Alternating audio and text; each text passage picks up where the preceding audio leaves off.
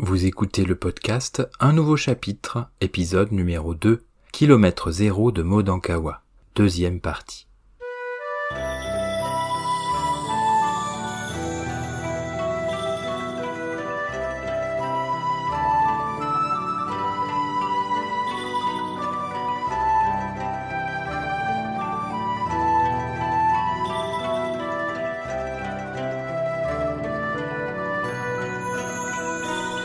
Bienvenue sur Un nouveau chapitre, le podcast qui vous propose une sélection des livres essentiels pour vous réinventer, pour changer votre vie, pour démarrer ou pour poursuivre votre croissance personnelle.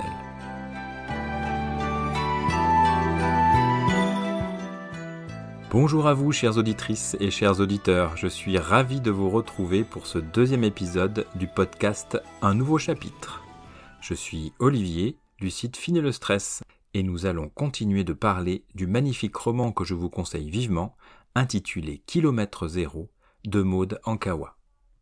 Petit rappel pour ceux qui arriveraient en cours de route, nous découvrons ensemble ce roman feel good. Dans le premier épisode, nous avons parlé de 4 thèmes principaux abordés par l'auteur, à savoir le rapport au temps et l'importance du moment présent, de vivre dans l'instant présent. Ensuite, nous avons parlé de la lutte qui existe en nous entre notre ego et notre cœur. Le troisième thème abordé a été celui du bonheur et comment trouver ce bonheur. Et enfin, le quatrième thème traite de l'importance d'être toujours positif ou positive quoi qu'il arrive. Poursuivons donc notre ascension vers les hauts sommets de l'Himalaya en suivant les pas de Maëlle, l'héroïne du roman. Maëlle qui est partie en quête d'un mystérieux document qui pourrait permettre de sauver la vie de sa meilleure amie, coincée à Paris pour soigner un cancer. Maëlle qui s'éveille à un niveau supérieur de conscience en apprenant que son corps est le lieu d'une lutte d'influence entre l'ego dans son cerveau qui est aux commandes de sa vie très insatisfaisante et qui la cantonne à un univers étriqué à cause de la peur de s'ouvrir au monde et aux autres. Cet ego lutte contre l'amour qui siège dans son cœur et qui permet de s'ouvrir aux autres et au monde entier, de retrouver son vrai soi et d'avoir une vie riche et épanouissante en se laissant guider par son intuition et en suivant les règles de l'abondance. Tout d'abord, je vous propose de parler des quelques recettes intéressantes pour lutter contre ce sombre, sinistre seigneur qu'est l'ego. Des recettes données bien sûr par l'auteur. Il y en a 3. La première, c'est comment faire face à la déception. La deuxième, comment lutter contre les gens énergivores. Et enfin, la troisième, comment traiter les maux de tête, les maux de ventre, les nausées, tous ces maux qui nous assaillent. Alors tout d'abord, pour faire face à la déception, Maud propose d'arrêter d'anticiper. Alors certes, elle a raison, notamment pour moi. Je ne sais pas si c'est votre cas, mais pour moi, c'est extrêmement difficile. Mon caractère, depuis que je suis tout petit, m'oblige à vivre en espérant des choses. Quand elles ne se réalisent pas, la déception peut être tellement énorme que je frise la dépression. Et je mets un bon moment à m'en remettre. Il n'y a bien sûr pas de recette miracle, vous imaginez bien, mais simplement du bon sens. Si vous êtes fait comme moi, vous ne pouvez pas vous empêcher d'anticiper. Dans ce cas-là, il faut essayer d'accepter cette déception. Si vous avez retenu la leçon précédente sur la création de notre propre réalité, vous avez compris que prendre de la hauteur et de la distance permet aussi de gérer sa déception. Quoi qu'il en soit, si l'on décide de visualiser ce que l'on veut, comme nous n'avons pas d'informations sur notre avenir, il faut imaginer les choses les plus positives possibles. Inutile de rajouter une source de stress. Deuxièmement, pour lutter contre les énergivores, qui sont les pessimistes, les gens négatifs, les présomptueux, les contradicteurs, c'est-à-dire les gens qui vont se nourrir comme des vampires de notre énergie, jusqu'à nous laisser totalement à sec, sans batterie. Pourquoi sont-ils ainsi ? Eh bien parce qu'ils sont mus par la peur, c'est-à-dire par leur ego, qui les oblige à agir soit dans la défense, soit dans l'attaque. Comment les détecter ? Ce sont des gens qui vous tendent. L'expression est utilisée aujourd'hui par la jeune génération, mais elle veut bien dire ce qu'elle veut dire. Si vous ressentez une tension, une crise dans votre corps, vous approchez un énergivore. Alors, comment lutter contre ces gens ? Vous avez 2 options. Soit fuir pour vous protéger, soit leur envoyer des pensées aimantes, quelle que soit leur attitude. c'est-à-dire ne pas vous laisser entraîner par leur côté négatif, mais au contraire, leur envoyer du positif. Quoi qu'il en soit, il faut essayer de ne pas prendre les choses personnellement, de ne pas se sentir comme étant une cible, et surtout, il ne faut pas tomber dans le travers d'essayer de les corriger, de leur imposer votre vision ou votre volonté, parce que sinon vous allez leur ressembler. Faites donc comme Luke Skywalker dans le Retour du Jedi et résistez au côté obscur de la Force. L'auteur propose la méditation, et la sophrologie convient bien aussi. En réalité, tous les exercices de respiration et de visualisation peuvent aider à rester positif. Je vous propose un exercice. Créez-vous un mantra, une formule qui vous ramènera dans votre cœur et ne laissera pas votre ego prendre le contrôle. Attention, cela ne veut pas dire du tout qu'il faille tendre l'autre joue. Il faut simplement vous protéger. Enfin, en ce qui concerne les maux de tête, les maux de ventre, les nausées, l'auteur nous explique que cet état de faiblesse est souvent causé par un conflit intérieur.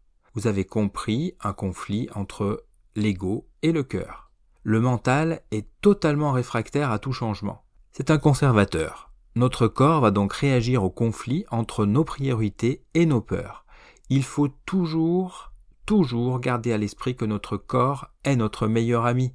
C'est notre allié qui sait nous prévenir de tout dysfonctionnement. Il faut donc bien entendu prendre tous les mots que nous avons cités, les mots MAUX, pour des signaux d'alarme. Et un signal d'alarme, il ne faut pas l'ignorer. Au contraire, il faut l'écouter.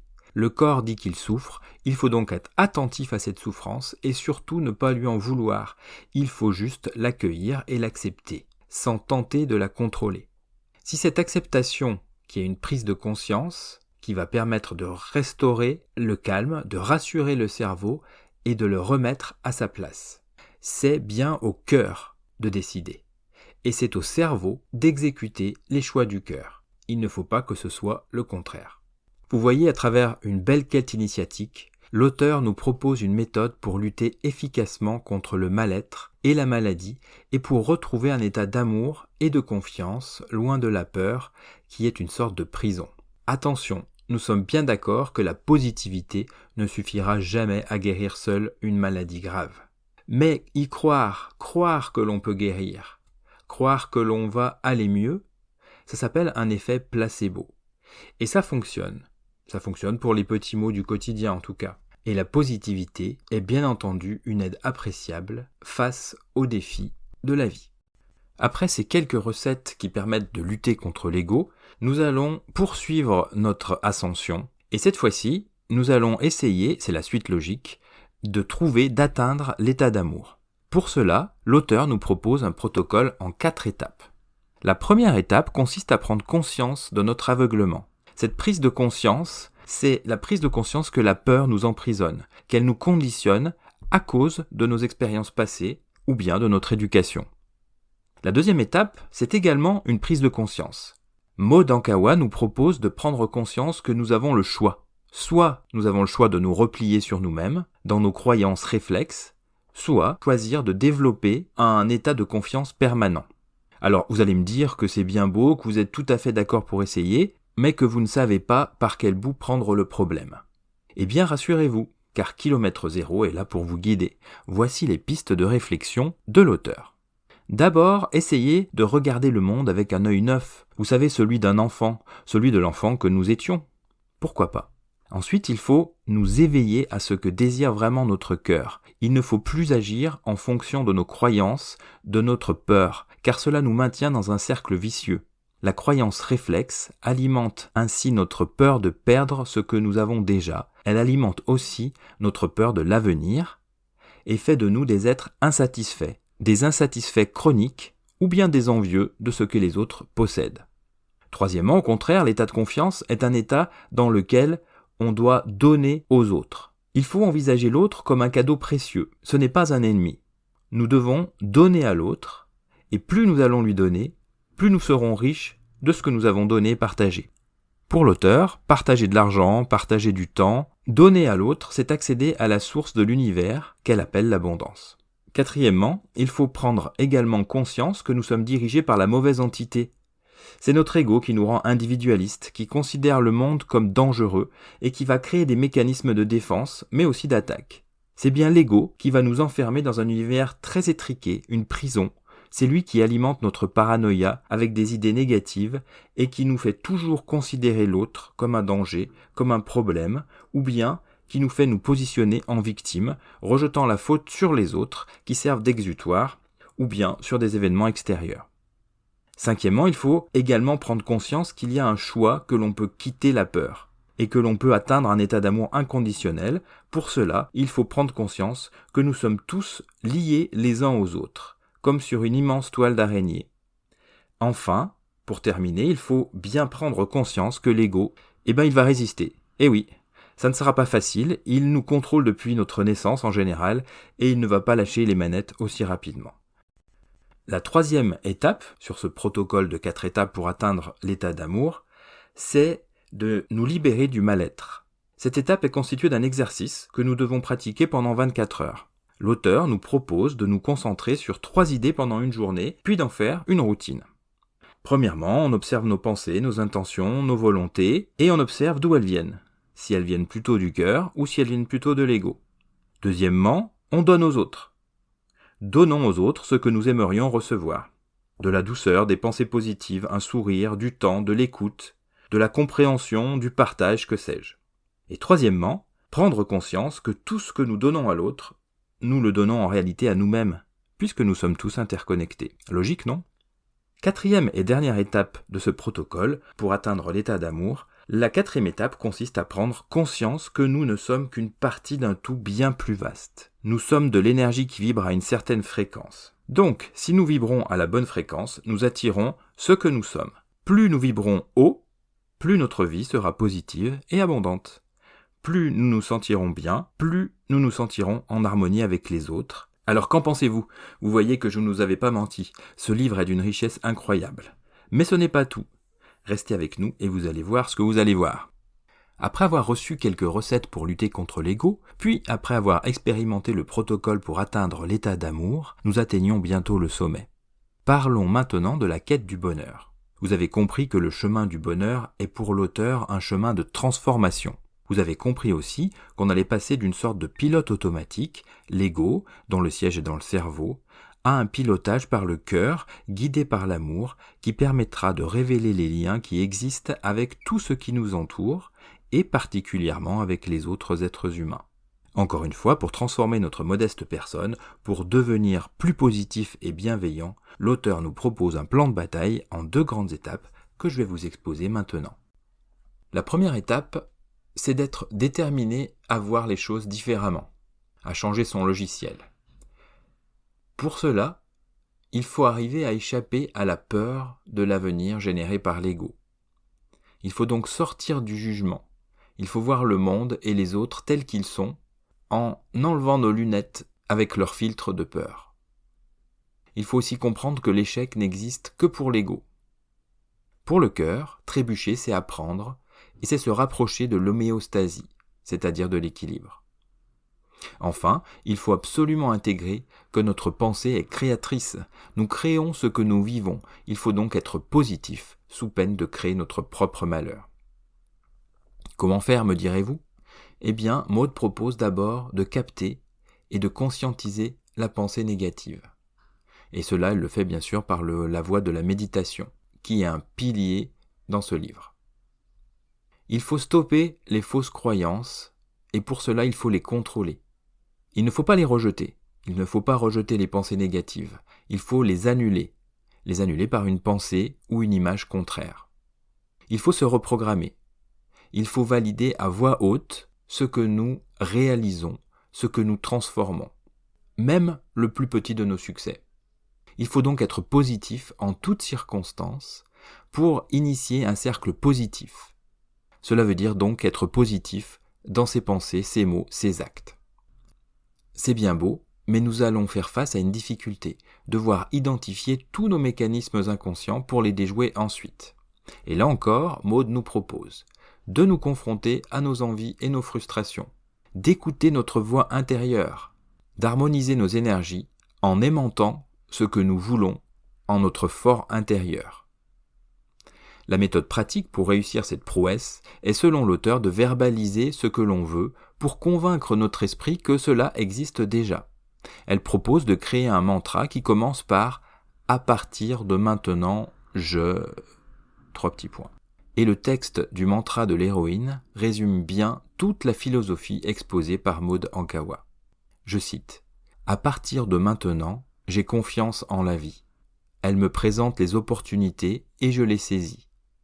À partir de maintenant, j'accepte de me tromper, car l'erreur fait partie de la transformation. À partir de maintenant, j'attire ce que je pense. Si mes pensées sont positives, le positif arrive à moi. Si en revanche mes pensées sont négatives, le négatif arrive à moi. À partir de maintenant, je suis moi. » Fermez les guillemets. Maintenant que nous voyons les choses différemment, passons à l'étape 2. Après avoir appris à voir les choses différemment, nous allons accéder à notre potentiel. Selon la philosophie de l'auteur, nous avons un chemin divin qui est tracé, mais au lieu de le suivre avec une âme pure, comme quand nous étions enfants, nous laissons notre ego prendre le contrôle. Nous nous voilons la face, et donc nous perdons le chemin. Alors, comment retrouver notre chemin ?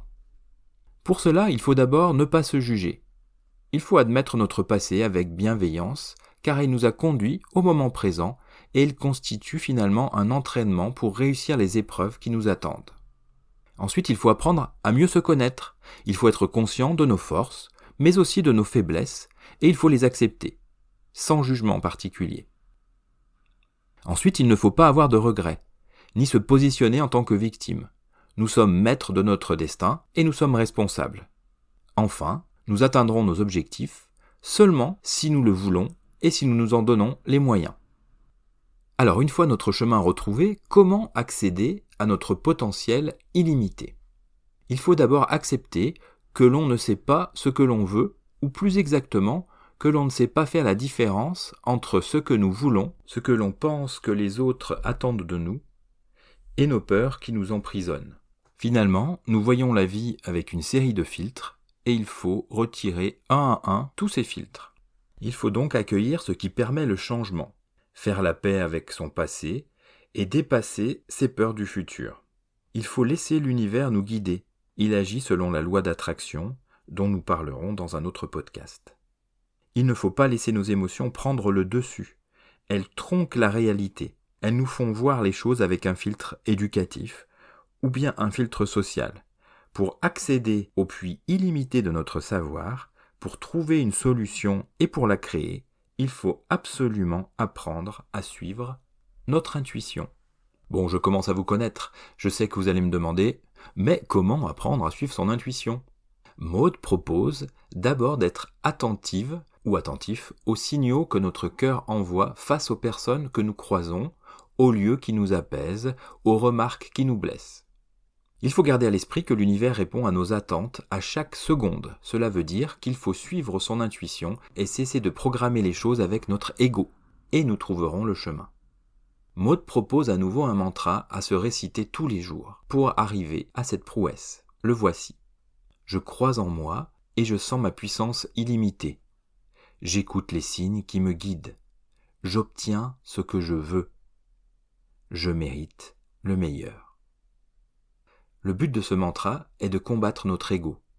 Une fois cela acquis, viendra la question fatidique de savoir ce que nous voulons, ce que nous souhaitons créer dans notre vie. Et chacun de nous a sa propre réponse et aura son propre chemin. Pour terminer, l'auteur nous livre les clés pour bien vivre. Et ce sera la conclusion de cet épisode. Il y a plusieurs clés pour bien vivre. La première, c'est de ne jamais se considérer comme une victime. Il faut envisager la vie d'un point de vue adulte de ce côté-là et accepter sa responsabilité. La deuxième clé est d'arrêter toute supposition. Il faut être sûr. Et pour être sûr, il faut avoir une vision globale des choses. Vous vous rappelez, on l'a déjà vu. Il ne faut absolument pas regarder par le trou de la serrure. La troisième clé est de ne pas juger, mais plutôt d'utiliser le pardon inconditionnel à la fois envers les autres, mais également envers nous-mêmes. C'est la fameuse bienveillance dont on nous rebat les oreilles. Être bienveillant, ça veut simplement dire que nous savons que nous ne sommes pas parfaits et que les autres non plus. Donc ne demandons pas aux autres ce que nous-mêmes nous n'exigeons pas de nous. La 4e clé est de bien intégrer que l'autre, autrui, est un cadeau précieux. Nous l'avons déjà dit, il ne faut pas envisager les autres comme des ennemis. Au-delà de ça, l'autre nous renvoie l'image de ce que nous devons résoudre en nous pour être heureux et dépasser les barrières de nos croyances. Ce n'est donc pas l'autre qui nous fait souffrir, la douleur vient de nous-mêmes. En ce sens, l'autre est simplement un révélateur qui va nous permettre de nous améliorer. Et enfin, la dernière clé est de comprendre que quitter le royaume de l'amour, pour celui de la peur, c'est s'infliger une douleur qui est alimentée par notre propre colère. Pour sortir de ce cercle infernal, il faut abandonner l'ego. Vous l'avez compris. Il faut privilégier l'amour inconditionnel qui nous permettra de vivre au présent, ni dans le regret du passé, ni dans l'appréhension d'un futur incertain. Si vous avez l'habitude de lire des livres de développement personnel, tout cela doit faire écho bien sûr en vous aux accords Toltec, dont nous parlerons bientôt. Alors nous voilà presque arrivés au terme de notre voyage. J'espère que vous avez apprécié ce bout de chemin avec Maël. Je ne vous raconte bien évidemment pas le reste de sa quête pour ne pas spoiler ce beau roman. Les aventures de Maël se suffisent à elles-mêmes, c'est vrai. Mais Maud Ankawa nous ouvre grandes les portes de la croissance personnelle en nous prenant par la main. À la suite de Maël, nous nous éveillons de notre léthargie pour prendre conscience de notre aveuglement, de notre soumission à notre ego. Prendre conscience que nous vivons dans une prison, que nous sommes enfermés par nos peurs. Grâce à ce roman, nous pouvons envisager que le monde est plus vaste, que les autres ne sont pas une menace. Maud Ankawa est notre Sherpa et nous ouvre le chemin vers des sommets fantastiques, vers un monde plus positif, vers une meilleure version de nous-mêmes. Elle tient sa promesse en nous aiguillant sur le chemin du bonheur. Alors si vous vous engagez sur les pistes et les ponts suspendus, faites-le moi savoir dans les commentaires. Ce sera pour moi un plaisir d'échanger avec vous. Nous voici arrivés au bout de cet épisode. Je vous donne rendez-vous pour découvrir un nouveau livre dans le prochain podcast. D'ici là, n'oubliez pas, si le cœur vous en dit, et si votre ego laisse la place à l'amour inconditionnel, de nous laisser un commentaire et une note pour permettre à notre émission de se développer et de toucher plus de monde. D'ici là, pensez à vous, prenez soin de vous et à très vite. Merci d'avoir écouté un nouveau chapitre. Si vous voulez plus d'informations, je vous propose de vous rendre sur le site de finilestress.com et de vous abonner à notre newsletter. À la semaine prochaine.